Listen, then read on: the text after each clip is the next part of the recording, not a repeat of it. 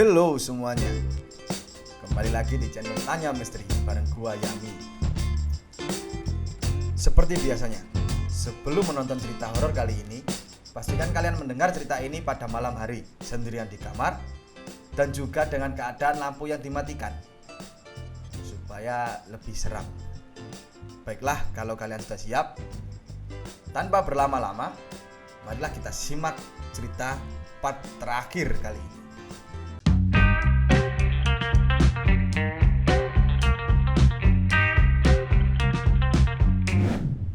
Kilas balik part sebelumnya. Sri berteriak menjerit kesakitan. Tubuh Sri serasa mati rasa, seakan-akan dagingnya dicabik-cabik. Rasa sakit itu adalah rasa sakit yang paling mengerikan yang pernah dirasakan oleh Sri. Di malam itu, suara jeritan Sri, Della, dan Dini memenuhi kelamnya malam. Namun tak hanya suara mereka bertiga saja yang didengar oleh Sri. Ia mendengar suara lain. Suaranya berat, sama sekali tidak menggambarkan suara wanita yang sedang disiksa. Kok jadi penyiksaan gini ya? Kayaknya si Mbak Tam ini semi-semi psikopat deh. Sukanya nyakitin cewek-cewek, padahal kan cewek seharusnya disayang bukan disakitin. Ya. Suara itu sedang berteriak dan mencaci maki dengan nada gemetaran bak orang yang sedang dikejar sesuatu. Setelah Sri mendengar lebih dalam lagi, rupa-rupanya suara itu adalah identitas dari si pengirim santet.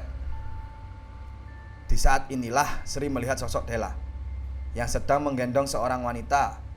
Wanita itu memiliki perut buncit, namun ia tak berkaki. Sri seperti melihat kilas balik semua kejadian yang pernah ia alami di dalam rumah gubuk tua kemarin. Sri melihat bahwa selama Della dikurung dalam keranda bambu, sosok wanita itu mendampinginya dan menjilati borok luka biru Della dengan lidah panjangnya. Kok jijik ya? Borok kok dijilatin sih? Sri juga melihat wujud asli sosok yang menyerupai Mbah Tamin beberapa hari lalu, sebelum Erna menghembuskan nafas terakhirnya. Wujud sosok itu sebenarnya adalah seorang laki-laki, dan ia terlihat sedang mencari-cari benda dan mengacak-acak kamar Mbah Tamin. Tampak sosok itu tidak mendapatkan benda yang ia cari. Lalu ia mengambil kain hitam dan menukarnya. Hanya meninggalkan batu nisan bertuliskan Atmojo dan menghilang begitu saja. Lelaki itu seperti kembaran Della, hanya saja ia senantiasa berjalan di belakangnya. Kakinya panjang dan terus-menerus mengikutinya. Bahanarogo. Sri pun terbangun dengan keadaan kaki yang lumpuh, dan saat matanya terbuka, ia melihat bahwa Mbah Tamin sedang menatapnya. Di depannya terlihat Della dan Dini yang berlumuran darah. Della memungkuk berterima kasih, sedangkan Dini hanya duduk diam melamun, membayangkan hal apa yang telah dialami mereka bertiga. Sang pengirim santet telah tewas. Begitulah penjelasan Mbah Krasa. Mbah Krasa mendekati Sri, memberinya handuk untuk membersihkan badannya. Mbah Krasa juga ikut memandikan Sri dan mengantarkannya kembali ke kamar untuk beristirahat. Sepanjang proses membasuh dan perjalanan ke kamar, Sri hanya diam mendengar Mbah Krasa berkata si pengirim pantas mendapatkannya. Mbah Krasa dan Sri telah sampai di kamar. Sri langsung tidur terlentang di atas kasurnya, tak kuat menahan badan. Saat Mbah Krasa bersiap meninggalkannya, Sri berceletuk berkata, "Yang sebenarnya jahat di sini dia atau Anda?" tanyanya. Ucapan itu cukup untuk menghentikan langkah Mbah Krasa. Senyuman lebar yang terpancar di wajahnya memudar sambil menatap Sri. Lantas Mbah Krasa duduk dan menjawab pertanyaan Sri. "Kamu tahu peribahasa, ketidaktahuan adalah berkah dari Tuhan?" Begitu jawab dari Mbah Krasa. Sri yang mendengarnya menegang. Sri bertanya apakah benar marga Kuncoro adalah keluarga yang telah dihabisi oleh Mbah Krasa. Sampai-sampai salah satu dari marga Kuncoro menggadaikan nyawanya untuk membalaskan dendam keluarganya. Mendengar penjelasan Sri, Mbah Krasa tersenyum seakan bangga dengan kepintaran Sri dalam menyangkut pautkan semua ini. Sengar Turih atau sang istri dan Banarogo atau sang suami adalah peliharaan Mbah Krasa. Dan dua roh jahat itu dijadikan Mbah Krasa sebagai alat untuk menghabisi keluarga Kuncoro. Namun senjatanya dikembangkan oleh Mbah Krasa, rupa-rupanya menjadi pedang bermata dua. Banarogo berhasil ditangkap oleh keluarga Kuncoro dan menggunakan roh itu untuk menyiksa Dela. "Kamu mau mati di sini atau di rumah?" tanya Mbah Krasa. Kali ini Sri hanya terdiam dan sama sekali tidak berkata apa-apa. Mbah Krasa memperingatkan Sri agar tidak menceritakan ini kepada siapapun sebelum Mbah Krasa tiada. Karena semua manusia pada dasarnya sama, tidak bisa ditebak jahat atau tidak. Mereka punya tujuannya masing-masing yang tidak bisa seenaknya diikut campur oleh Sri. "Kamu masih mau ikut saya atau tidak?"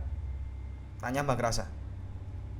Sri langsung menolak tawaran Mbah Krasa dan memilih untuk pulang. Mbah Krasa mengerti dan segera memanggil Sugi, sopir keluarga Atmojo. Sugi membopong tubuh Sri menuju ke dalam mobil.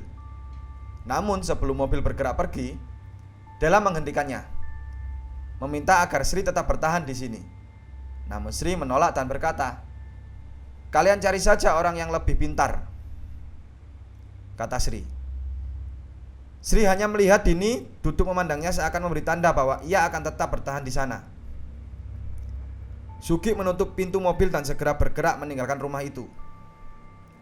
Namun di tengah jalan, Sugi menghentikan mobilnya di samping tebing. Ia keluar dari mobil dan menyedot lintingan tembakau, lantas bertanya kepada Sri, "Sri, kamu sudah mengerti kan siapa keluarga Atmojo sebenarnya? Tapi apa kamu sudah tahu siapa itu keluarga Kuncoro?" lanjut Sugi. Sri mengangguk menjawabnya. Sugi menjelaskan bahwa sebenarnya ia bekerja pada keluarga Kuncoro sebelum akhirnya ia berkhianat pada keluarga itu. Ia mengetahui bagaimana keluarga itu dibersihkan satu persatu dengan penyakit aneh sampai bundir. Bundir ini bunuh diri ya. Namun hanya ada satu hal yang tidak diketahui keluarga Kuncoro, yaitu bahwa Sugilah yang menanam pasak jagor di rumah keluarga Kuncoro. Sebenarnya Sugi sama sekali tak mau melakukan itu. Namun Mbah Tamin mengancam Sugi, bila tidak dilakukan keluarga Sugi akan menerima akibatnya. Sudah sebulan lebih sejak terakhir kali Sri berhubungan dengan keluarga Atmojo. Sampai di suatu pagi, terdengar seseorang mengetuk pintu rumah. Bapak Sri pergi untuk menjawab ketukan itu, disusul oleh Sri. Terlihat bapaknya sedang memegang kresek hitam besar berisi uang. Sri langsung merebut kresek itu dan membuangnya. Sri juga berkata pada bapaknya agar tidak mengambilnya, agar keluarganya tidak terseret di dalam lingkaran kematian keluarga Atmojo.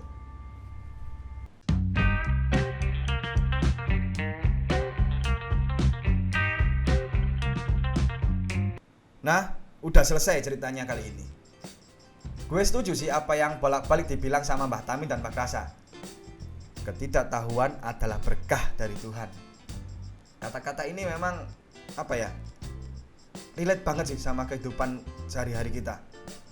Lebih baik kita tidak tahu apa yang terjadi daripada kita tahu dan terseret ke dalamnya. Karena banyak hal di dunia ini yang sebaiknya kita sebagai manusia tidak mengetahuinya sama sekali. Ya gimana ya? Lebih baik tidak tahu sih. Karena kalau kita sok tahu, ujung-ujungnya pasti buruk bagi kita. Ya udah, gue tutup dulu ceritanya. Jangan lupa like, share, dan subscribe.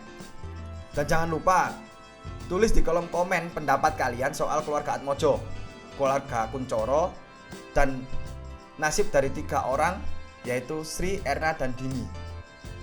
Juga soal santet Sewu Dino. Apakah kalian tahu tentang santet ini? Apakah kalian baru mendengarnya pada cerita ini? Ataukah malah kalian ini tidak percaya akan adanya santet? Oke. Sampai jumpa di video selanjutnya.